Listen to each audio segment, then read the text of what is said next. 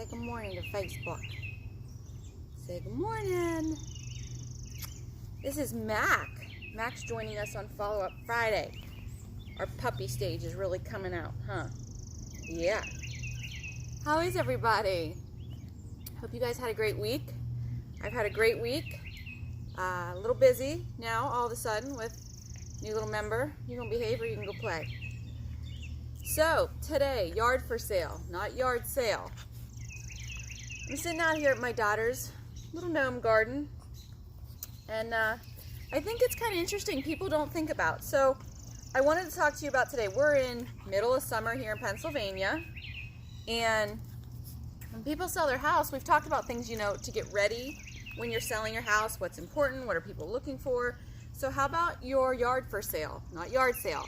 And what does that mean? Well, midsummer here, when people come up, we've talked about the first impression. And with your first impression, now Mac, you're gonna have to hang out, buddy. No. The first thing they see when they come to your house is your yard. Is your yard ready? Is your yard for sale? Of course you want your house in pristine condition. You want people to drive up and see it. So what are the things that you can do right now, midsummer, to get your yard for sale? And part of that is something simple. Let's talk about lawn ornaments. So this isn't a very popular thing to talk about, but do you have a ton of very odd things hanging out in your yard? Gnomes. I mean, we have my daughter's, what are these called? Gnome garden, all her little fairy garden stuff. Of course, this is not going to distract from someone buying your home. They're nice little figurines. But us having a new puppy, it had me think too, like, if you have an animal, is your yard ready to sell? So with that, do you have spots in your grass? Do you have dog or whatever animals you have, spots in your grass, or their waste in your grass? Is that taken care of? There can't be anything a little more gross than walking in it if you come up someone's driveway or through their sidewalk, or simply just seeing it in the yard. So when you get ready to sell your home, make sure your yard's for sale too. Have that cleaned up. Start designating an area just for that animal. We're already training the pup, as you can see how well it's going, with his places to go to the restroom and potty. Part of that to maintain the grass, but it becomes their space. Now, with the waste, do you have that just thrown in garbage? Does it cause a smell? That's going to make a big difference too if your yard is for sale. What else can you do? What if you just have like grubs or something in your grass that's making your grass itself not attractive? Spots in the grass, holes. It's so simple to go get just, grass seed and get it planted. You're in midsummer. There's no reason that you can't get that started. People would rather see that you're starting to maintain your grass. A new buyer walking up and seeing like fresh seed planted, they know at least you're attempting. So when they buy the home, they know that'll be there. And if you haven't put your house on the market yet, get that started. If you're thinking about selling next year, this is a perfect opportunity to get your yard for sale and get it ready. So start to seed your grass, start to maintain it. There's a ton of companies that can come in and fertilize your grass, or you can simply do it yourself. Keeping your grass trimmed, that's huge. People don't want to come up and see an overgrown yard. It just makes them question, start their own conspiracy theories. Well, if they can't take care of their yard, are they taking care of their house? So making sure that's maintained. It's helpful for resale. It's helpful for your neighbors. Do your neighbor, some help. If they're selling their house next door, can you maintain your lot a little bit so they don't think they're moving in next to gypsies? And it sounds funny, but your yard has to be for sale and has to be ready. Beyond your yard, you have shrubs, you have your beds. So we talked before this summer with mulch beds and getting your landscaping done. Are you maintaining that? Do you need a little bit of fresh mulch before you put your house up for sale? Do you need to do some weeding? Either getting, I know there's some natural weed killers. You can get like Epsom salt, I think it's dishwasher mix or something. You can get the chemical ones, whatever you prefer, that's up to you. Or go out there and have your kids get some old-fashioned weed picking. We did that when we were younger, and my kids do it now. So just again, maintaining your yard for sale. You want to make sure that first impression is there.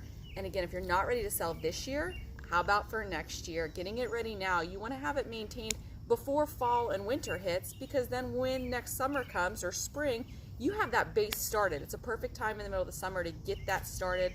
Make sure you're watering a ton if you're putting that seed down. But it's easier to kind of get it ready now, maintain it, get it fresh, strong, and then when winter hits and kills everything, spring comes and it's ready, it's coming back. Same thing with your shrubs. Get ready, start looking at what you need to trim this fall. Do you need to cut trees back, trim the bushes so that you don't kill them? A lot of people may say to do that in the fall, not just the spring. So I hope this helps. Get your yard for sale. If you have your pups, clean them up, clean up the yard so that people aren't stepping in that. Maybe they're not pet lovers, maybe they're not a fan of the animals. And if they are, they still, maybe it's theirs, not yours. They don't want to smell it, they don't want to see it. Hey, little teethers. So start to maintain that and get that cleaned up. That way, when your house is for sale, you know your yard's for sale and it's already ready. And it's less maintenance if you stay up with it and keep it fresh. If you need some trees cut back, I have some fantastic companies that I would recommend to call and really cut those down. You want to worry about power lines. You want to make sure that's safe. So having professionals do that. And again, get the big garden gnomes out. Maybe you have a huge, bird bath. Is it clean? There's so many little things that you just want to walk through with opened eyes, and you're going to eat all of Julia's fairy garden here. Opened eyes and make sure it's maintained, attractive for other people. Have your neighbor come over and say, hey, what in my yard would you change? And give them some, let them give you some ideas of what they think you could spruce up. It's easier for other people to spend your money, so maybe they'll have some new ideas. Well, today's going to be a little short because I'm extremely busy, not only with work, the little kids, but my new 4th child, huh, Mac? Make sure you tune in next week. We have a new town that we're featuring on Tuesday. I can't wait to show that one, maybe showing off my golf swing a little bit. Hope you guys all have a great weekend. It's going to be a beautiful weekend here in Pittsburgh. If you have any puppy suggestions, shoot them my way. I haven't had a puppy in a long time. My last dog I rescued was a 4-year-old lab. So having a new pup, there's a whole new ball game of what we have to learn. He's doing well, but man, we're not getting much sleep right now. But that's okay, it's worth it, huh? Yeah. Okay, tell everybody on Facebook, bye! And if you have any pup sitters, let me know, because Mommy's on lockdown right now. So if you have anybody out there in Mars that likes to pup sit, we're ready. We're ready. Look at this face. See, look at this face. All right, guys, I hope you have a great weekend. I hope this was helpful. Make sure your yard is for sale and ready to go. See you next week.